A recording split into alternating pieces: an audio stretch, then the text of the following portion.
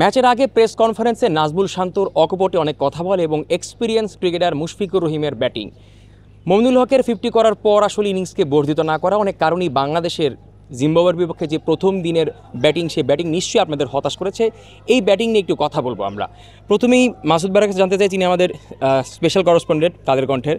ভাই, প্রথম প্রশ্নটা এটি যে নাজমুল শান্ত প্রেস কনফারেন্সে সাম্প্রতিক সময়ে যে কথা বলে, এটা নিয়ে সোশ্যাল মিডিয়ায় ট্রল হয়। দিন শেষে তার বক্তব্যকে আপনি কীভাবে ডিফাইন করবেন? তার বক্তব্য তার জায়গা থেকে 100% রাইট। আপনার দল খারাপ করছে, তার মানে তা নিয়ে দর্শকদের মধ্যে হতাশা সঞ্চার হইতে পারে, কিন্তু ক্যাপ্টেন তো নিশ্চয়ই সেই হতাশার কথাই শুধু বলবেন না, তাকে সামনে তাকাতে হয়, ভালো কিছুর আশা করতে হয়, নিজেদের যেমন আশা করতে হয় সেমনি অন্যকেও আশা দেখাতে হয়। সো তার জায়গা থেকে আসলে হি ওয়াজ 100% রাইট। কিন্তু হচ্ছে যে মাঠে যদি পারফর্ম করতে পারছেন না, এখানে তো শুধু ক্যাপ্টেন একা না, cricket is a team game. এখানে টিম হিসেবে পারফর্ম করার যে জায়গাটা, সেই জায়গাটাতে আসলে শুধু তিনিই না, অন্যরাও ব্যর্থ হচ্ছেন।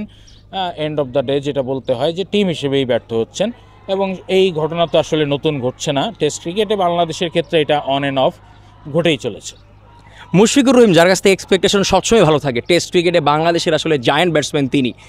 মুশফিকের আসলে যখন উইকেট পড়ছিল বাংলাদেশে, সেই সময় তার একটা ভালো ইনিংস খেলা দরকার ছিল, মুশফিক ব্যর্থ হয়েছেন। মুশফিককে নিয়ে কী ভাবেন ভাই, একটু জানা যাক। মুশফিকের ব্যাপার বলেন। না, যেটা হচ্ছে যে মুশফিক নিঃসন্দেহে বাংলাদেশের সবচেয়ে পরিশ্রমী ক্রিকেটার। বছরের পর বছর ধরে একটা নির্দিষ্ট অ্যান্ড সার্টেইন ওয়ার্ক এথিক উনি মেনে চলেন, যে বাংলাদেশ টিমের যেদিন প্র্যাকটিস থাকে না, এরকম অজস্র দিনে তাকে একা একা অনুশীলন করতে দেখা গেছে। এবং এই জিনিসটা যিনি করেন, তার পরিশ্রম করার মানসিকতা নিয়ে আসলে কোনো ধরনের সন্দেহ থাকার কোনো কারণই নেই। মুশফিককে নিয়েও কোনো সন্দেহ ছিল না। তবে যেটা হয় যে সেই পরিশ্রমের ফলটা আপনি মাঠে সেটা অনুদিত করতে পারছেন কি না। সে ধরেন, যিনি পরিশ্রম করেন তার ক্ষেত্রে সবচেয়ে বড় জরুরি জিনিস কোনটা, সেটা হচ্ছে ধৈর্য। অসীম ধৈর্য থাকলেই কেবল মুশফিকের পর্যায়ের পরিশ্রমটা করা যায়, যেটা তিনি বছরের পর বছর ধরে করে আসছেন।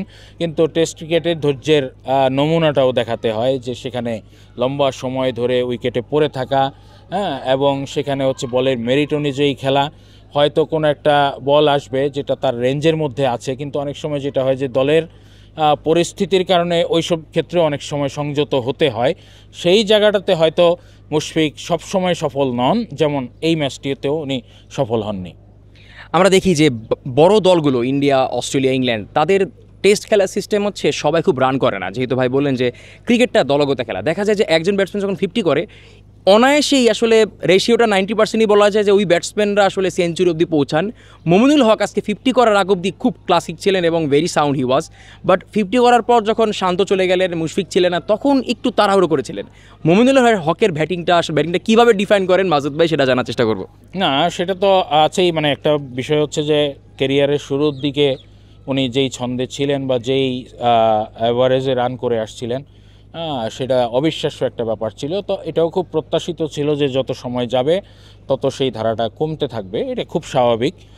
কিন্তু হচ্ছে যে মমিনুল হকের মতো একজন ব্যাটারের কাছ থেকে আজকের দিনে যেটা ছিল, যে মুশফিক এবং নাজমুল হোসেন শান্ত ক্যাপ্টেন দুজনের বিদায়ের পর, যে তার কাছ থেকে আসলে একটা বড় ইনিংস প্রত্যাশিত ছিল, এবং এটা ওই জায়গা থেকে তার আসলে খেলা উচিত ছিল। সেই জায়গাটাতে আসলে ওই যে 50 করার পর আমি একটু আগেও যেটা বলছিলাম, যে কিছুটা তাড়াহুড়া তার মধ্যে লক্ষ্য করা গেছে, এবং সেক্ষেত্রে বোধহয় জিম্বাবুয়ের ফাস্ট বোলার ব্লেজিং মুজারাবেনেরও একটা বড় ভূমিকা আছে। উনি ওই সময় শর্ট বল দিয়ে একটু অস্বস্তিতে ফেলার চেষ্টা করছিলেন, যে কারণে তার যে 50-তে পৌঁছানো যে শটটি, ওইটা উইকেটের পিছন দিক থেকে শর্ট বলে কোনো মতে ব্যাটটা চালানো হয়, যে কারণে উইকেটের পেছন দিক দিয়ে বাউন্ডারি হয়েছে, এবং ওই রান দিয়ে উনি 50-তে পৌঁছেছেন।